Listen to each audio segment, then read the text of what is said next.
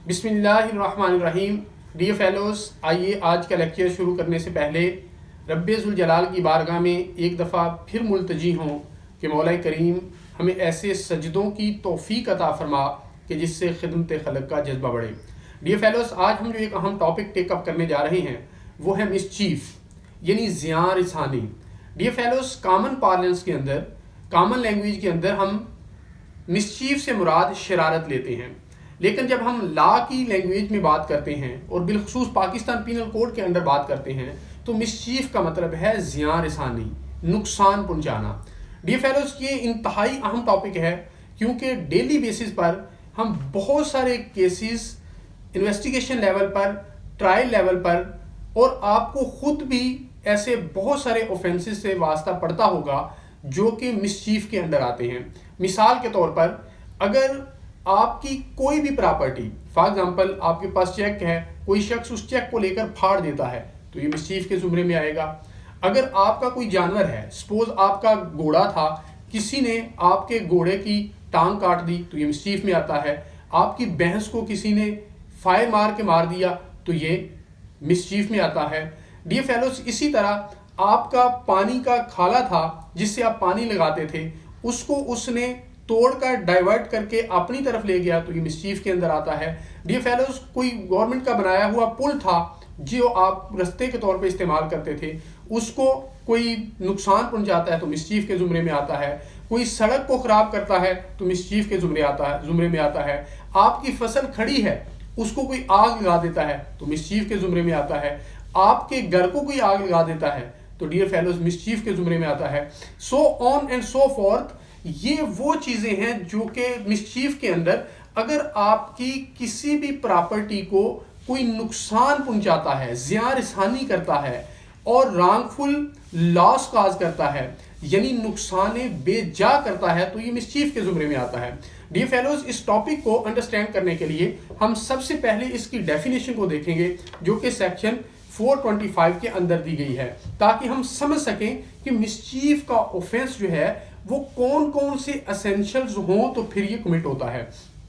Section 425 की definition इस तरह शुरू होती है कि whoever, कोई भी शख्स विद इंटेंट टू कॉज और knowing that he is likely to cause wrongful loss or damage to the public or to any person, causes the destruction of any property or any such change in any property or in the situation thereof as destroys or diminishes its value or utility or affects it injuriously, commits mischief. Dear fellows, अगर कोई भी शख्स इरादे के साथ या उसके इल्म में है कि जो अमल वो करने जा रहा है उससे ये नुकसान होगा तो वो क्या करता है, रॉन्गफुल लॉस, ज़ियां बेजा काज करता है, और डैमेज टू द पब्लिक और टू एनी पर्सन, वो पब्लिक एट लार्ज को नुकसान पहुंचाता है या किसी एक शख्स को।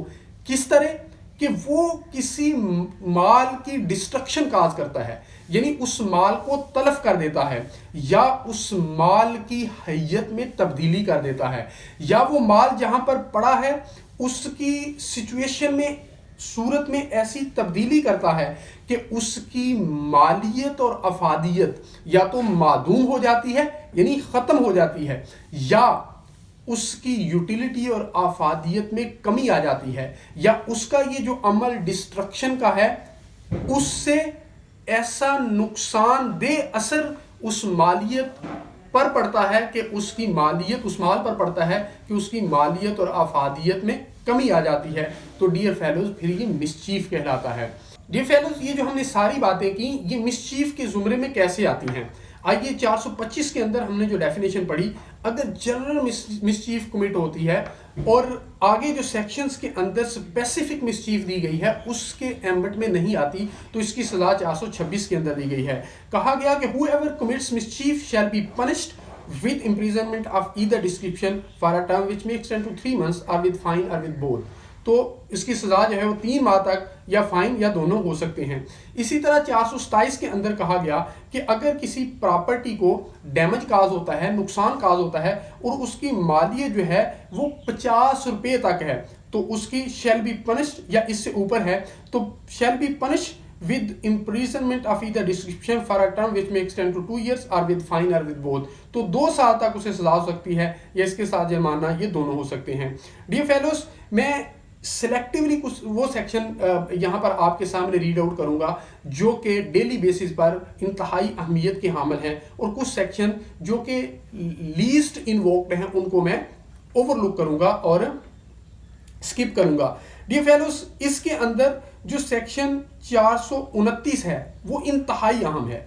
वो इसलिए अहम है कि डेली बेसिस पर FIRs लॉज होती हैं। एक शख्स आता है, वो कंप्लेन करता है कि मेरी जो भैंसें थी उनके उनके उसके चारे के अंदर किसी ने कोई दवाई मिला दी, कोई जहर मिला दिया और नतीजतन मेरी भैंसें मर गई।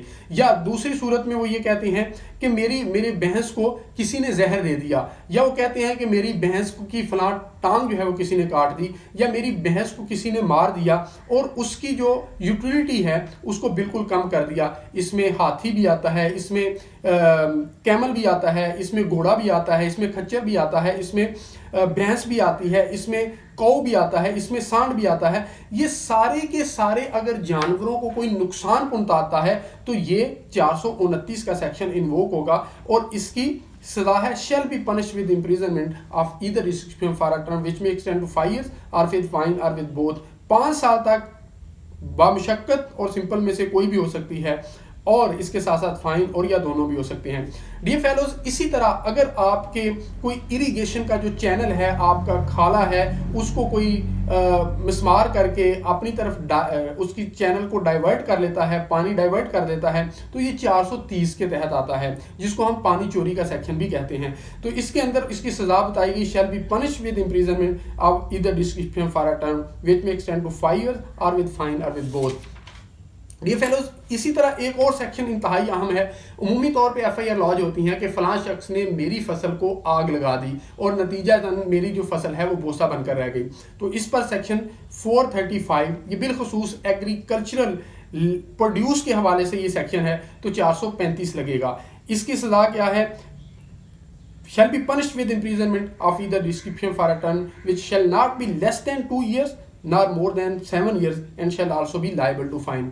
Dear fellows, एक और सेक्शन इंतहाई अहम है इस टॉपिक के हवाले से, वो ये है कि लोग क्या करते हैं, एक मॉब जो है वो प्रोटेस्ट की सूरत में जलाओ गिराव करते हैं, वो टायरों को आग लगाते हैं, बसों को आग लगाते हैं, या इसी तरह और नुकसान पहुंचाते हैं। और अगर कोई इस सेक्शन के तहत ये बताया गया कि कोई शख्स जो है वो फायर के ज़रिए या बक से उड़ जाने वाले मादे के ज़रिए, यानी एक्सप्लोसिव सब्सटेंस के ज़रिए, intended to cause or knowing it to be likely that he will thereby cause the destruction of any building which is ordinarily used as a place of worship or as a human dwelling or as a place for the custody of property। यानी अगर कोई इबादत गाह को आग लगाता है, कोई घर को आग लगाता है, या ऐसी जगह को जो कि किसी माल की कस्टडी के लिए इस्तेमाल होती है, तो उसकी सजा है shall be punished with imprisonment for life or with imprisonment of either description for a term which shall not be less than 3 years nor more than 10 years and shall also be liable to fine। Dear fellows, इस topic के हवाले से आखिरी section बहुत ही अहम है, वो है सेक्शन 440। इस सेक्शन को हर दूसरी FIR में लगाया जाता है, बिलखसूस जहां पर कब्जे का कोई इशू होता है तो वहां पर पुलिस जो है इस सेक्शन को जरूर लगाती है। लेकिन इस सेक्शन की बहुत दफा मिस एप्लीकेशन की जाती है। उसकी बुनियादी वजह यह है कि 440 जो है वो करस्पॉन्ड करता है 427 जो है वो नॉन कॉग्निजेबल है, उसकी FIR लॉज नहीं हो सकती। तो फिर किसी ना किसी तरह कॉग्निजेबल बनाने के लिए 440 लगाया जाता है, और बाद दफा इसकी मिस एप्लीकेशन भी होती है जिसको अवॉइड किया जाना चाहिए। 440 ये कहता है mischief committed after preparation made for causing death और हर्ट, कि कोई भी शख्स अगर तैयारी करने के बाद तैयारी किस चीज़ की, डेथ कॉज करने के लिए, हर्ट कॉज करने के लिए, या रॉन्गफुल रेस्ट्रेन मज़ाहमत बेजा काज करने के लिए, या इन तीनों चीज़ों को के खौफ में मुब्तला करने के लिए अगर कोई और फिर किस लिए मिसचीफ कमिट करता है, यानी किसी प्रॉपर्टी को नुकसान पहुंचाता है, कपल्ड विद दीज 3 थिंग, तो उसकी सजा क्या होगी?